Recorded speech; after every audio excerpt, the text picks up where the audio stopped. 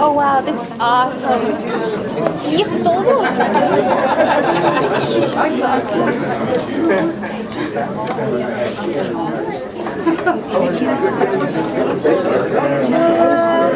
Ahí tienes gente del condado, tienes gente del convention, tienes gente del estado, tienes gente de la ciudad. O sea,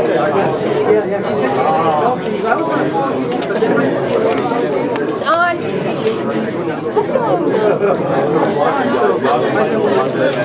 It's pretty awesome. Uy, tienes hasta los de Beaton.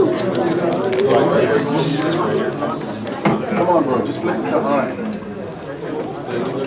Ladies and gentlemen, first of all, I want to thank everybody from the media for coming out. We're having this press conference for several reasons. One is we wanted to send a really strong message that the entire El Paso community is united behind this effort to make sure that this boxing event stays in El Paso and does not go to some other city. We think that the economic benefit of this is approximately somewhere around $4.5 million from having this fight hosted in El Paso. We're not going to let loose of that $4.5 million without a fight. I wanted to give you an update on where we stand. There's been a lot of conversations going on between the Chancellor and myself and Ms. Wilson's staff and Ms. Wilson. Also, the police chief and the sheriff have been in communications with the people who have made the decision from the security side of the UT system. But we believe that there is no credible known threat that should jeopardize this event, and that the decision was made based on raw intelligence, and the Chancellor made a decision and said that there was a higher level of risk than normal, and he was not willing to accept that higher level of risk. We have people who are going to address those risk issues with me this morning, from Chief Allen, and also the Special Agent in charge of the FBI is here, folks from DEA. So we tried to make sure that you had a good array of people to ask your questions to, so that we can all have the same story. With that, I'm going to turn it over to the city manager, and she'll talk about some of the updates that she had. I'll come back to the podium later. So with no further ado, I'll ask Ms. Wilson to come forward. Good afternoon, thank you.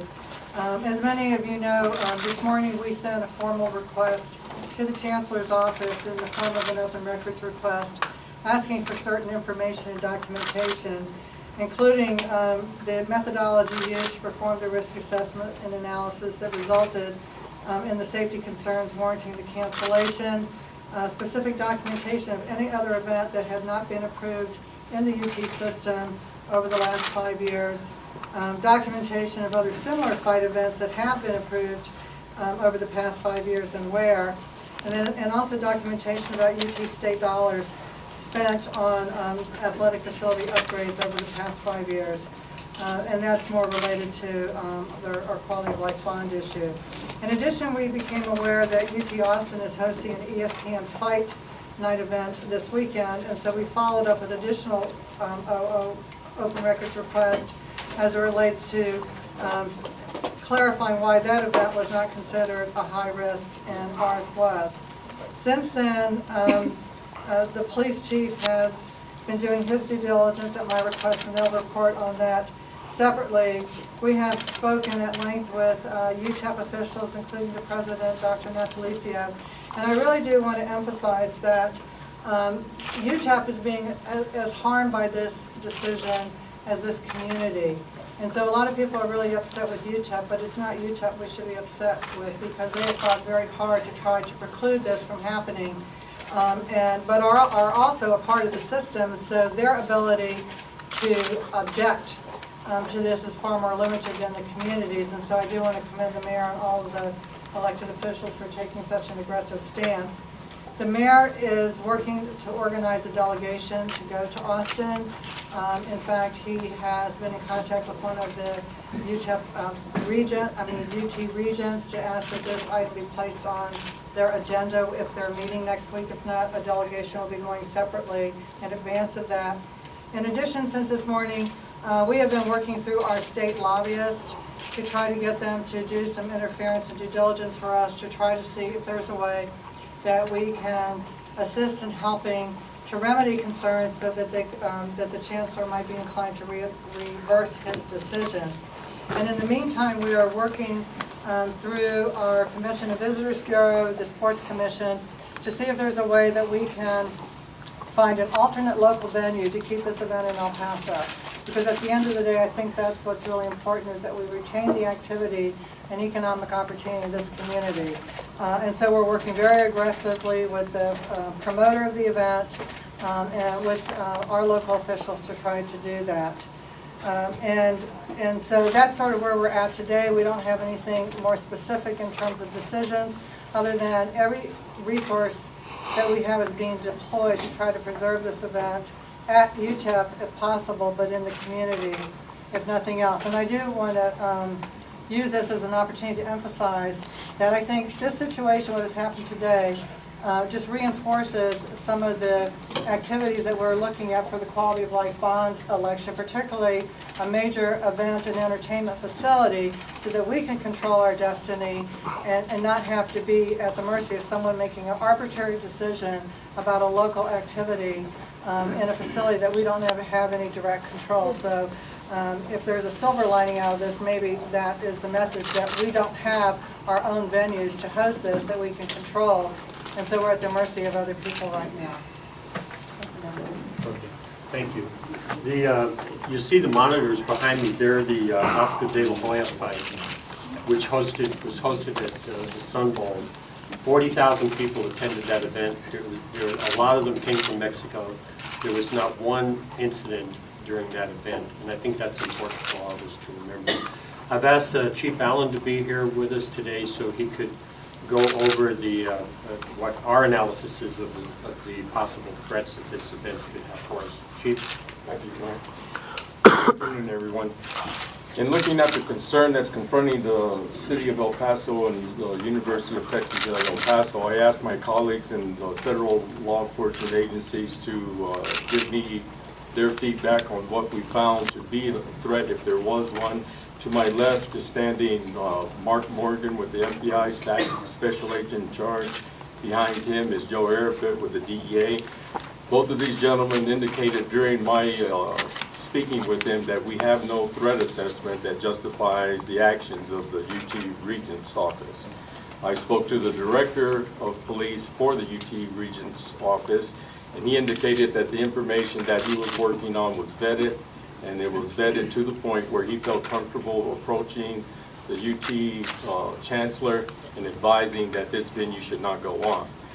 We don't see the vetting being soundly in place on this, and I'll let Mr. Morgan and Mr. Arapet speak on that, because their responsibilities are to look at those concerns when a venue like this when it comes to El Paso. Chief, if you could just elaborate on, typically when we have an event like this, whose responsibility is it to do the analysis?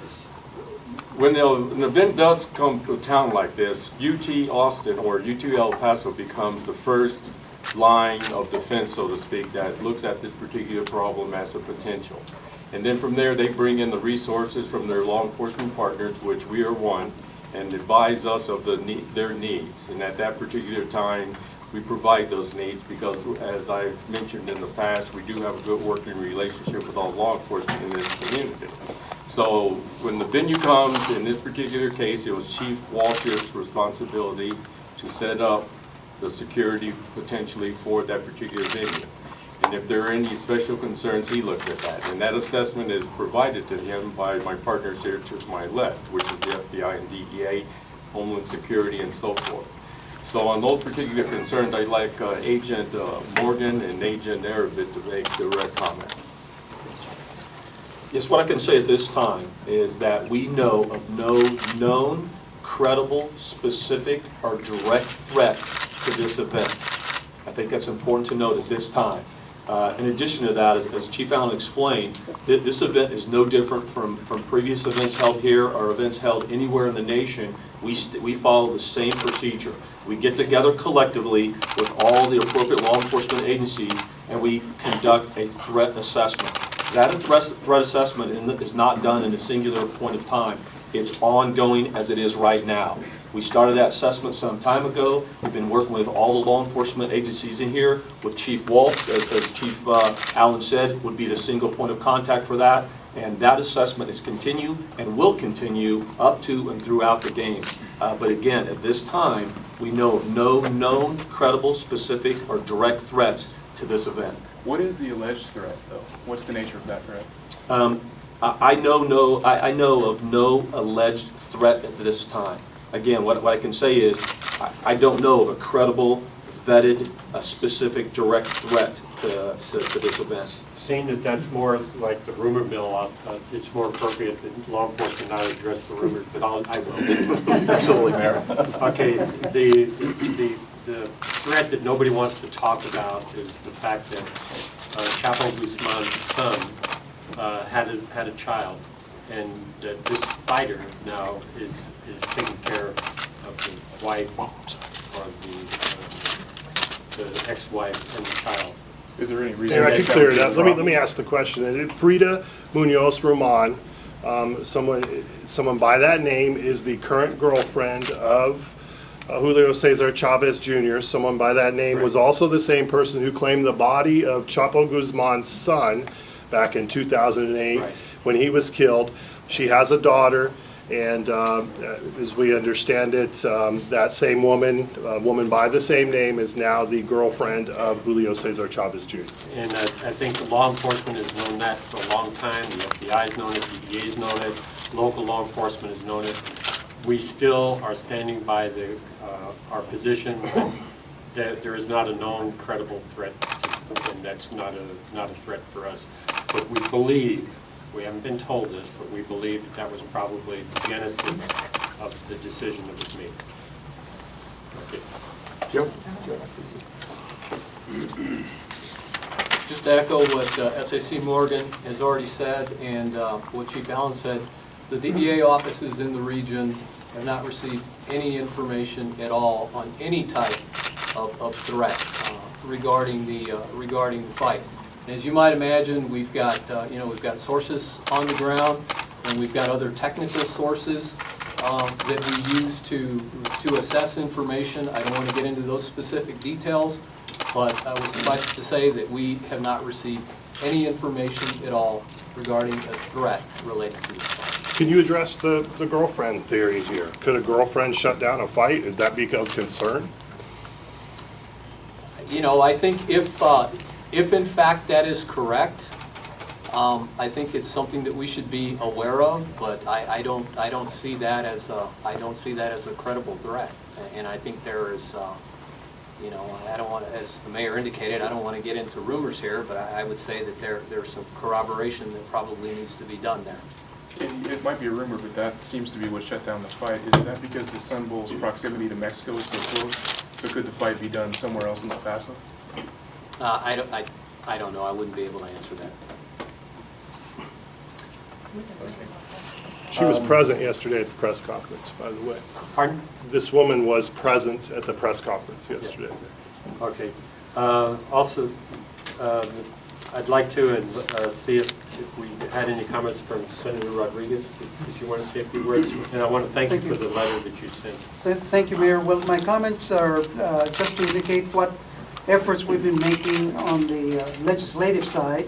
This morning, myself and the other members of our delegation, all of them signed a letter that we sent to the Chancellor. It was hand-delivered to note our objection to the decision made by the Chancellor and to impress upon him the importance of reinstating the fight, asking them to rescind their decision, and hopefully be able to respond in some fashion to us, because we also raised the question that in their statement there is no information that would give rise to a credible threat, as has been mentioned here, other than that just simply it was a high-risk assessment above normal.